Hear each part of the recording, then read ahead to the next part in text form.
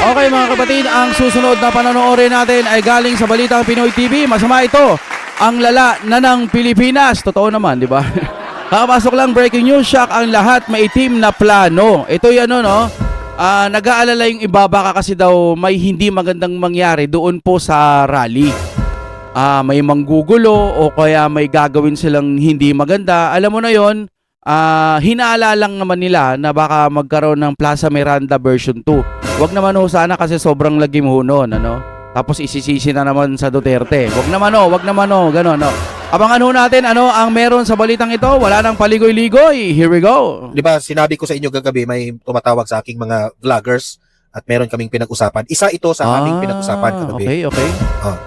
Nanganganib po. Ito ha, sabihin ko na sa inyo, mga kapatid natin dyan sa Iglesia ni Cristo, mga kaibigan nating mga vloggers dyan na nakisali dyan sa rally ng Iglesia ni Cristo at sa lahat ng mga mamamayang Pilipino at taong bayan na sumusuporta po sa Iglesia ni Cristo sa panawagan po patungkol sa nangyari kay Senator Marcoleta at sa bansa natin ngayon na sobrang laganap ang korupsyon. Ito lang, nanganganib po. Nakakabitin naman. Tuloy. Narito ang Balitang Pinoy TV. Balitang Pinoy TV, maraming salamat po. Like muna at saka share sa mga nanonood ngayon. Sa mga hindi pa nakasubscribe, subscribe na kayo para updated kayo, okay? Okay, itong vlog na ito ay medyo nakakatakot po ito, no? Kasi po, may, di ba sinabi ko sa inyo gagabi, may tumatawag sa aking mga vloggers at meron kaming pinag-usapan. Isa ito sa aming pinag-usapan kagabi.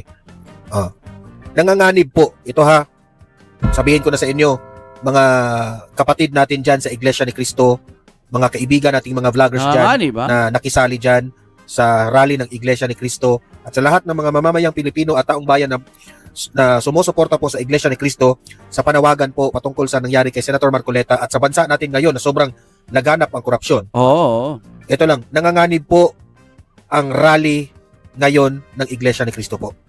Yan ang totoo, okay? Kasi usap-usapan na yan eh. Marami ng mga umuugong na mga issue, mga sabi-sabi. Kahit tanungin nyo pa yung mga nandyan ngayon na mga taga-INC at mga taong bayan na baka maulit muli ang nangyari sa Plaza Miranda. Tapos biglang martial law, no? Yan ang pinakahuling choice eh. Martial law sa tingin ko Kasi ginagawa na nila lahat ng makakaya nila, puro palpak. Baka ito sa pagkakataon na ito na yung pinakahuli. Baka po wala ng eleksyon.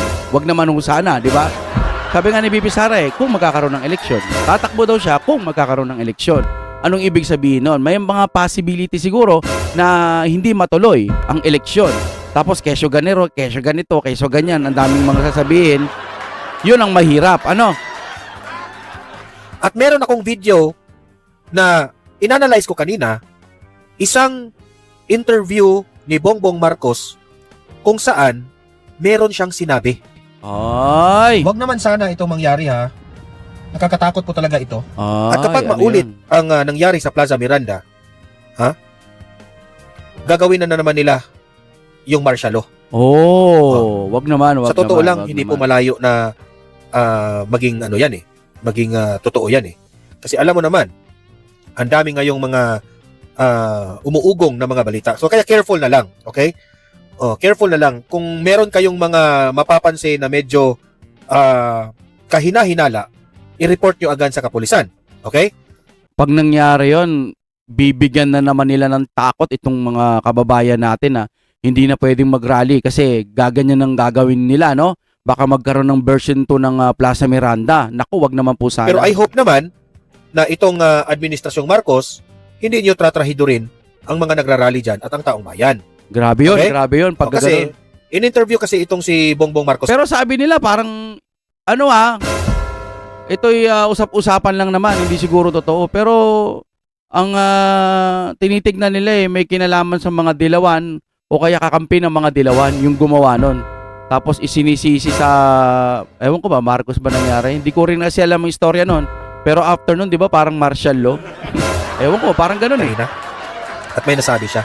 Mamaya, pag-usapan natin yan ha.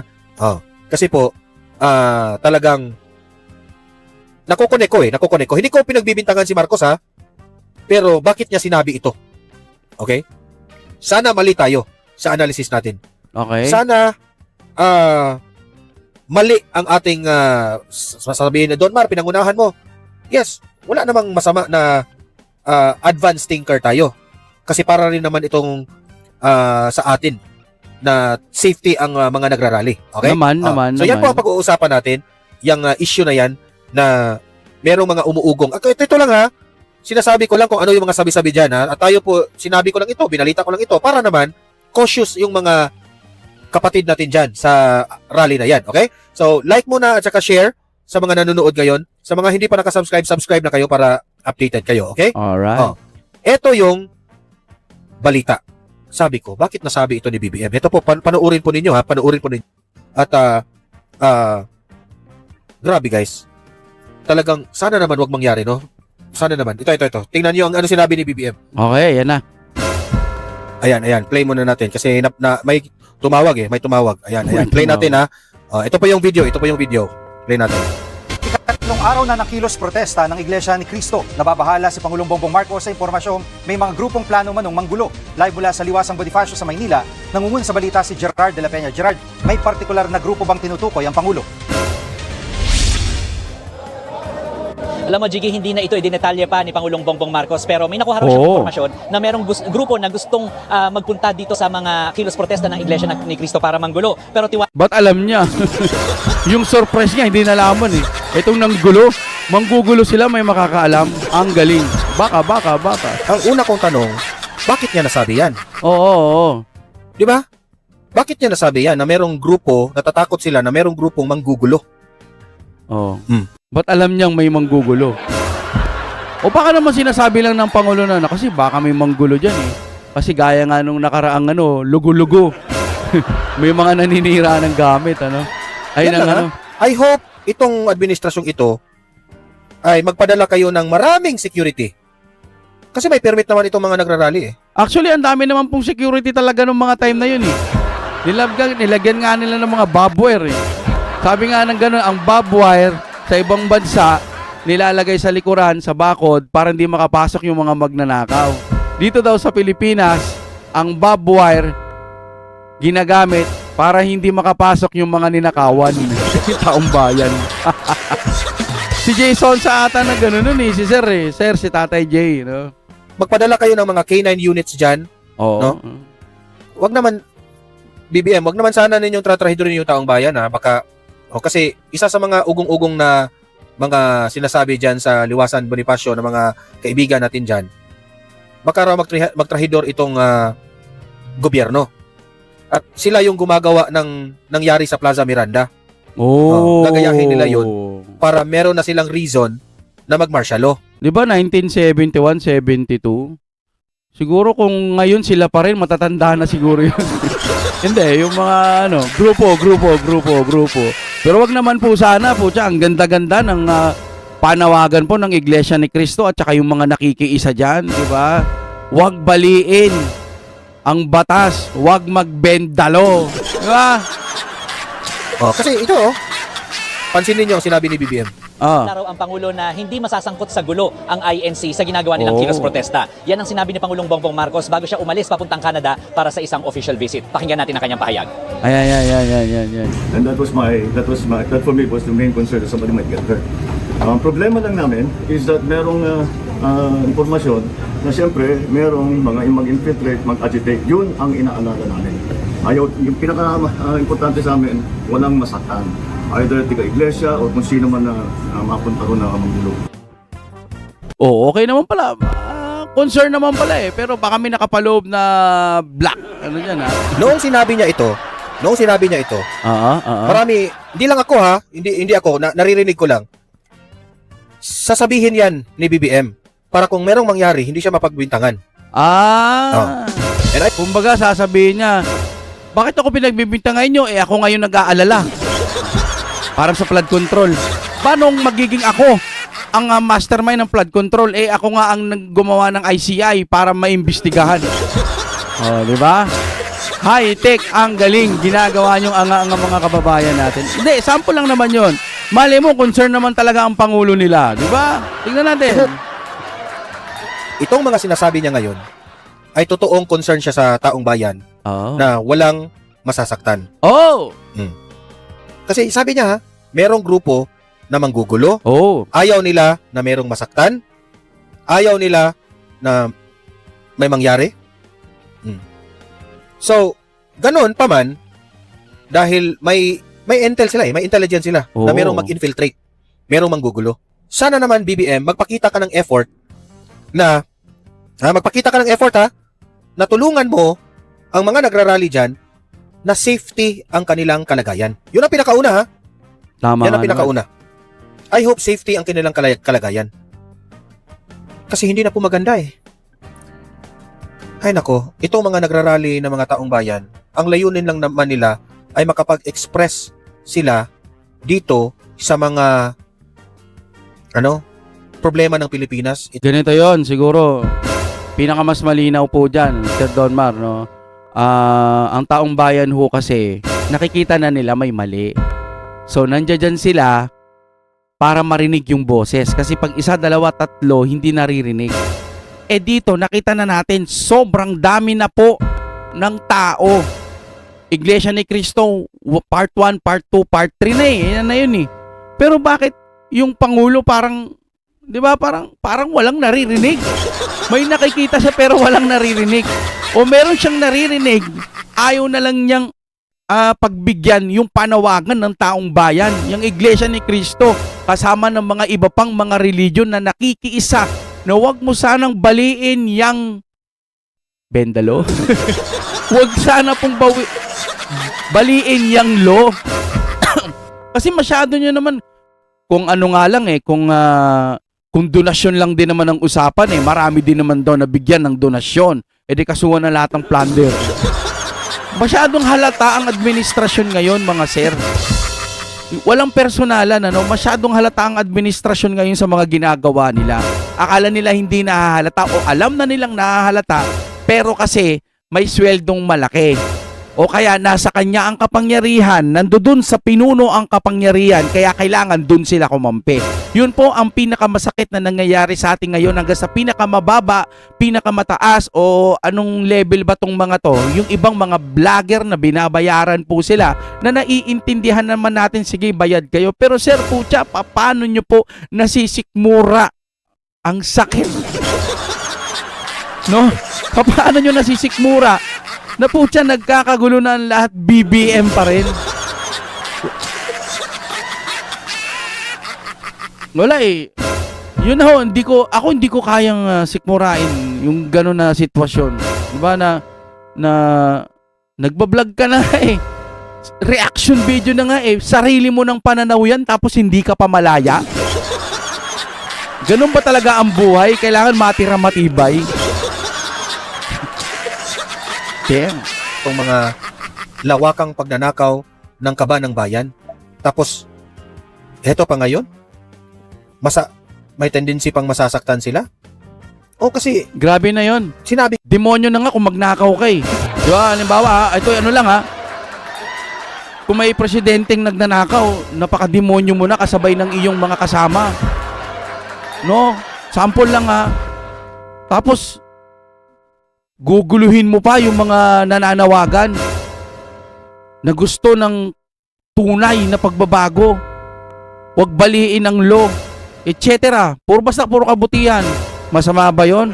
Sana pag may hinaing ang taong bayan, alam nyo kasi, ewan ko, may mga kababayan talaga tayong matitigas ang ulo. Kailan pa? Kung huli na ang lahat, di ba? Yung Iglesia ni Cristo, porket magkakaiba tayo ng paniniwala, putya, sa tingin nyo, kulto na yung Iglesia ni Cristo. Gago ka, di ba? Napakatarantado mo nun. Napakahayop po, porket magkaiba kayo ng paniniwala.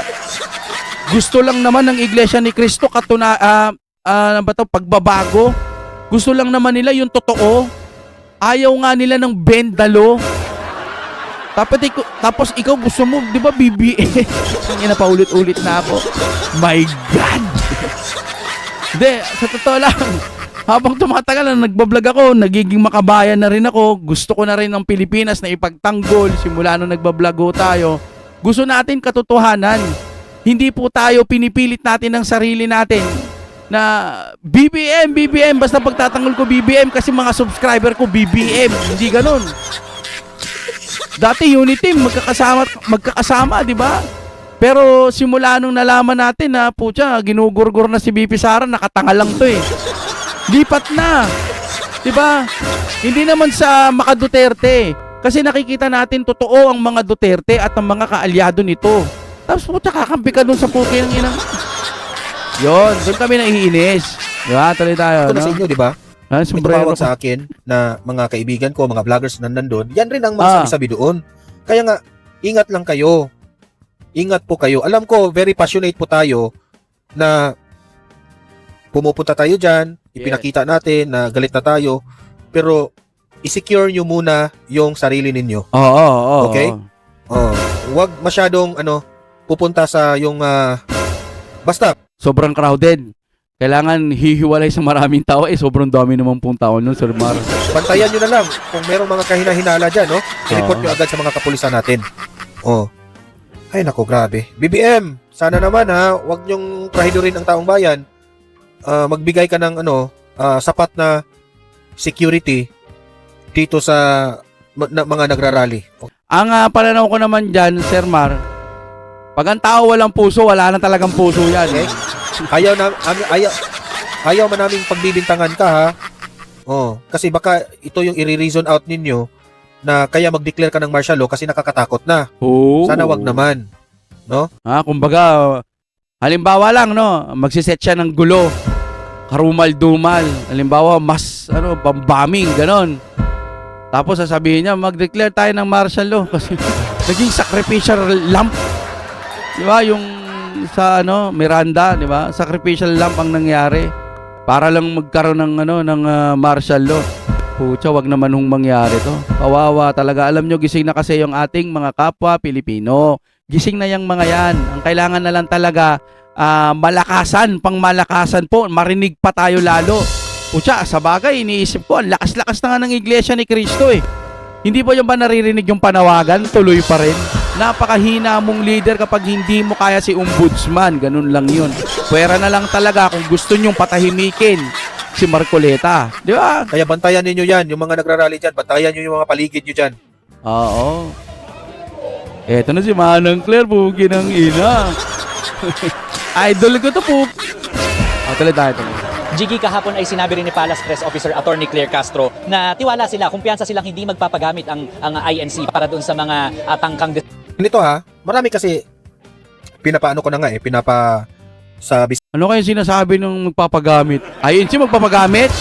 Sa Duterte? Duterte may pera? Pangbayad sa mga 10,000, 15,000, 30,000 na mga miyembro ng INC at mga ibang mga nandoon?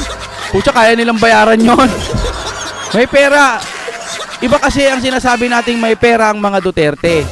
No? Yun yung mga sweldo-sweldo nila. Pero yung isang damukal na galing sa nakaw, walang ganun ng Duterte. Hindi nila kayang magbayad ng sobra-sobra. Yung mga trolls nga kulang. Napakadami niyan pero kulang pa rin para pabagsakin ang Duterte. Hindi pa rin nila kaya. Ang dami na nila sa mga comment section na iisa lamang yung kanilang mga comment. Tapos lahat sila mga Indiano pa. Iba't ibang mga lahi ang nagko-comment, English, Tagalog. Paano nangyari yun? Nyek! Yun ang trolls, di ba? Hindi nyo kaya ang Duterte. Kaya nga nagtutulong-tulong na lahat. Ng mga buaya, lahat ng mga magnanakaw, lahat ng mga durugista, mga oligarko, sama-sama na kayo. Pilit yung winawasak si Pangulong Duterte at si BP Sara at ang mga kaalyado nito. Pinipilit yung wasakin. Kasi buo pa rin ang Duterte. Di ba? Buo pa rin. Pinipilit yung wasakin ibig sabihin buo pa rin siya. Di ba? Yun lang ang problema nila magpasa hanggang ngayon. Pucha, sa history natin magkalaban talaga ang Marcos tsaka Dilawan. Anong nangyari? Pucha, magkayakap na sila para lang mapatalsik ang Duterte. Wow, heavy. kaya pa na. Pinalampas ko na sa aking tenga yung mga nagsasabi, baka si BBM yan. baka i-Plaza Miranda ni BBM yan. Nako. Para makarason siya na magmasyalo. Kaya kayo mga kapatid, hanggang dito na lamang tayo. Mag-iingat po tayo, no? Huwag po tayong makiramdam at tignan muna, maniwala sa mga, kailangan may mga group chat dyan. Basahin nyo munang maigi kung may mga threat na ingat-ingat po tayo mga kapatid. Kaya ako, nagpapasalamat ako sa mga Iglesia ni Cristo. Magkakaiba man ang paniniwala, yung paninindigan ninyo para po sa pagbabago, hindi po biro yan. Kung yung sinasabi ng iba na nakakaperwisyo, konti lang naman yung mga hayop na yan, hindi po nakakaperwisyo. Para po sa Pilipinas ang ginagawa ng mga Iglesia ni Cristo. Hindi katulad ng mga ibang walang pakialam. Di bali nang maghirap. Basta ako magtatrabaho ako.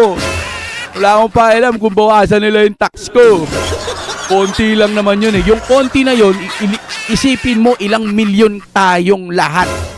Tapos nanakawin lang. Sasabihin nila, tumaas na daw ang income ng gobyerno. Putya, ninanakaw lang din naman pala. Wala ring kwenta. Okay na mga kapatid, hanggang dito na lamang. Maraming salamat po sa inyong panonood. At huwag niyo pong kakalimutan mag-like at mag-subscribe. Thank you very much.